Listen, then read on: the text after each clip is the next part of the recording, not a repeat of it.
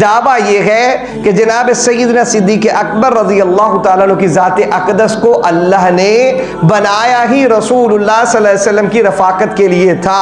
اب اس رفاقت پر دلیل مشکات المصابیح کی کتاب المناقب، مناقب ابو بکر کے باب میں صاحب مشکات حدیث مبارکہ لے کر آئے ہیں۔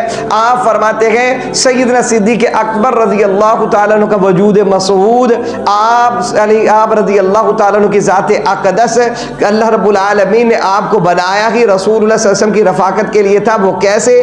آپ ایک واقعہ حدیث سے لے کر آتے ہیں۔ وہ واقعہ یہ ہے کہ جناب سیدنا صدیق اکبر رضی اللہ تعالیٰ عنہ چھوٹے تھے، ان کے والد ابو قحافہ انہیں بچپنے میں اٹھا کر لے کر جاتے ہیں کہ بیٹا میرے ساتھ چل، اور بیت اللہ میں لے جاتے ہیں۔ بیت اللہ میں اس وقت بت پڑے ہوتے ہیں، اور ان کے والد اپنے اس بیٹے عبداللہ کو، ابو بکر کا نام عبداللہ ہے، ابو بکر صدیق چھوٹے ہیں، ان کے والد ان کو اس بت کے سامنے کھڑا کر دیتے ہیں کہ بیٹا اس بت کے سامنے اپنی مناجات کر، میں بھی عبادت کرنے لگا ہوں، تو بھی عبادت کر، میں بھی مانگنے لگا ہوں، تو بھی مانگ، میں بھی اپنی حاجت اس کے سامنے رکھنے لگا ہوں، تو بھی اپنی حاجت رکھ۔ اتنے میں صاحب مشکات حدیث لکھتے ہیں، حدیث کے الفاظ یہ ہے کہ حضرت ابو بکر صدیق ابھی معصوم بچے ہیں، ان کے والد نے سمجھایا اور بچے کو بت کے سامنے کھڑا کر دیا، اور خود عبادت میں مشغول ہو گیا، جھکنا شروع کر دیا، اس کے راز و نیاز کی باتیں کرنے لگا، اپنے بت کے سامنے مانگنے لگا۔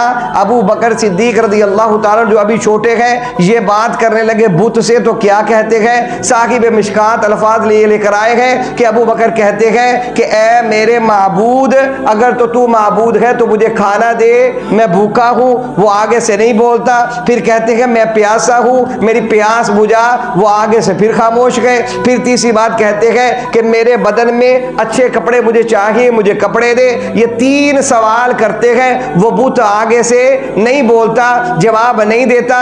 پھر ابو بکر کیا کرتے ہیں؟ ایک پتھر پکڑتے ہیں اور کہتے ہیں اچھا اگر تو میری بات نہیں پوری کرتا تو پھر اپنے لیے تیار ہو جا، دیکھ میں تیرے ساتھ کیا کرتا ہوں۔ یہ اس پتھر کو پکڑ کے اس بت پر مار دیتے ہیں، بچے ہیں، اس بت پر مارتے ہیں، وہ بت دو لخت ہو کر گر جاتا ہے، آواز اٹھتی ہے۔ ابو قحافہ جو عبادت میں مشغول تھے، ان کے والد، وہ اسی وقت اٹھتے ہیں کہ میرے بیٹے نے کیا کر دیا۔ انہیں اٹھاتے ہیں اور گھر لے جاتے ہیں۔ گھر لا کر ان کی والدہ کو کہتے ہیں کہ دیکھ آج اس نے کیسی حرکت کی ہے، ہمارے بت کو پتھر مارا ہے، بت ٹوٹ کر نیچے گر گیا تھا، کیا اس نے بڑی غلط حرکت اس بچے نے کی ہے۔ تو سیدنا صدیق اکبر رضی اللہ تعالیٰ عنہ کی والدہ اپنے ابو قحافہ اپنے خامد کو کہتی ہیں کہ سن، تب میں تجھے یہ بات کہتی تھی، تو میری بات پر یقین نہیں رکھتا تھا، تو نے میری بات پر کان نہیں دھرے۔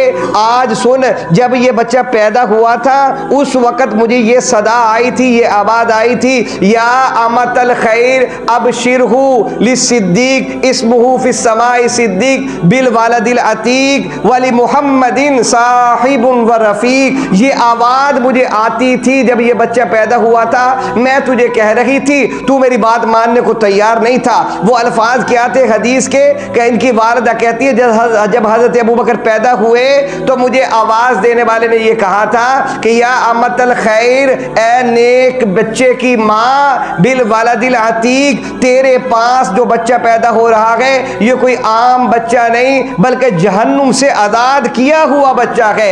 ابشرہ، تجھے اس کی خوشخبری دی جاتی ہے، اسمہ فی السماء صدیق، اس کا نام آسمان میں صدیق ہے، ولی محمد صاحب و رفیق، یہ بچہ وہ ہے جو بڑا ہو کر محمد عربی صلی اللہ علیہ وآلہ وسلم کا ساتھی بھی بنے گا اور ان کا رفیق بھی بنے گا۔